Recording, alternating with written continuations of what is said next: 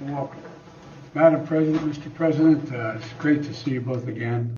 And our last summit, we committed to revitalizing the partnership between the EU and the United States. And over the last 2 years, we made good on that commitment, I think. And we stood together to support the brave people of Ukraine in the face of Putin's aggression. And we stood together to tackle the economic challenges and establish standards to guide our relationship with China. And we're standing together now to support Israel in the wake of Hamas's appalling terrorist attack. And I just think that it's been one of the great pleasures of my presidency to be able to work with you. I mean that sincerely. This morning, we're going to discuss the situation on both the ground of both Israel and Ukraine.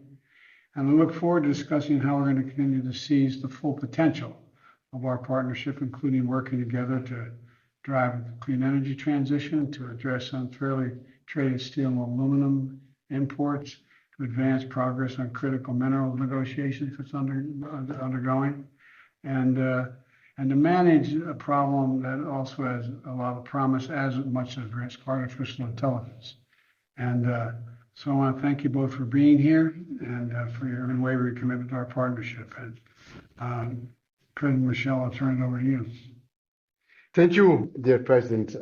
Thank you for your warm welcome. The EU and US, we share a special bond. We are more than close allies. We are close friends. And I remember when you visited Brussels, you told us the moving story of your uncle Frank who served at the Battle of the Bulge in Belgium. And that's also a personal story. My grandfather raised me with a strong admiration for your country, the United States, and for the sacrifices your young men and women made to liberate our part of Belgium. Today, the world faces enormous challenges, and today more than ever, the world needs a strong EU-US alliance to tackle these challenges. The conflict in the Middle East is a tragedy. So much suffering, so many heartbreaking images. I would like to thank you for your personal involvement, traveling to the region and working to have a positive influence. We condemn the Hamas and its terrorist attack against Israel. Israel has the right to defend itself, and that must be done in line with international and humanitarian law. We continue working day and night to help the most vulnerable in Palestine with their urgent needs and to foster the conditions to relaunch the peace process based on a two-state solution. The EU was born as a peace project, so we continue to work tirelessly to help end the cycle of violence.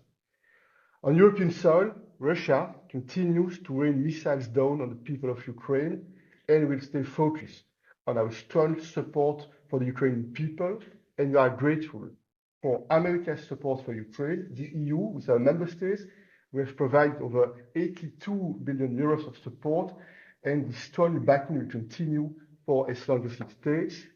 Finally, the EU and US, we are forging a united front to tackle all these challenges head-on. Working together and supporting each other is in our mutual interest, and it is good for the world. That's why we are working in the EU to try to build robust economies underpinned by robust industries that can prosper in a level playing field that we both value. The EU and US, we have a powerful trade relationship, and sometimes we have our differences, but that's why we are here to cooperate, to find solutions that work for businesses and workers on both sides of the Atlantic. So we have a lot to discuss. We'll do it honestly, like good friends do. Thank you. We always have. And by the way, I told you about my uncle who won the Purple Heart, the Battle of the Bulge, and my father's younger brother. And my father came to me after I was a senator, and he said, you know, his brother's name was Frank. And he said, you know, Uncle Frank never got his Purple Heart. I think you could find out about that. I was a senator, so I found out, and sure enough, he did. So I got a Purple Heart for him. I invited him over to the house with the family to give it to him. He said, I don't want the damn thing. And I said, why? He said, the others died. I didn't. I don't want it. And an awful lot of brave people died as well there. Ursula, Madam President, the floor is yours. Thank you very much. Speaking of personal transatlantic bonds, my great-grandmother came from South Carolina, and she moved the other way around to Germany, You're all married clean. my Got a dog down there. married my great-grandfather. And to make a longer story short, today I am the proud mother of 2 American citizens. And as those citizens, American citizens, have already children again, I'm also the proud grandmother of 1 American citizen. So we have a lot of personal bonds that are transatlantic. Mr. President, I want to thank you for your remarkable visit to Israel. It is important to show solidarity with Israel, victim of the worst attack since the Shoah. Israel has the right to self-defense in line with humanitarian law. I was in Israel too, exactly 1 week ago. I went to the kibbutz Kfar Aza. What I saw was barbaric. The impact on the Israeli society cannot be emphasized enough. We stand with Israel and against terror. At the same time, Palestinians also suffer from Hamas terroristic actions. As we have both said, Hamas does not represent the Palestinian people. The United States and the European Union are both significantly increasing their humanitarian aid to civilians in Gaza. This is crucial in view of their suffering.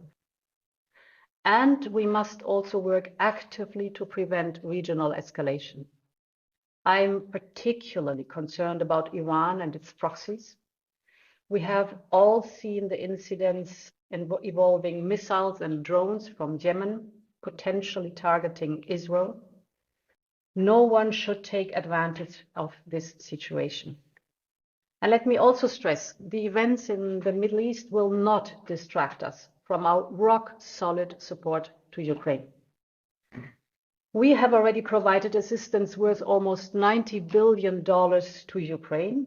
This includes financial support to keep the state and the economy running, military equipment, humanitarian aid, and support for 4 million refugees. In the next 4 years, we aim to provide another 50 billion euros. Important is for Ukraine to have predictability. We are also making sure through our joint actions that Russia's ability to wage war is hampered as much as possible, and that those responsible are held accountable. Putin will ultimately fail. He is running Russia into the ground. These conflicts show democracies must stand together. This is also true when it comes to other big challenges like fighting climate change, fostering smart investment in emerging economies, or upholding our rules-based international order. So I'm very happy to be here today to discuss all these topics with our friends, the United States. I'm happy to have you, all of you. Thanks, Chris. Mr. President, what happened to the trust for God? What do you make of that, Mr. President? What do you make of that? I'll answer that one question and then say goodbye to all. I believe you'll see that I got a commitment from the Israelis and President of Egypt that the crossing would be open. The highway had to be repaved because it was very bad shape. And I believe that within the next 24 to 48 hours, the first 20 trucks will come across the bay. Thank you.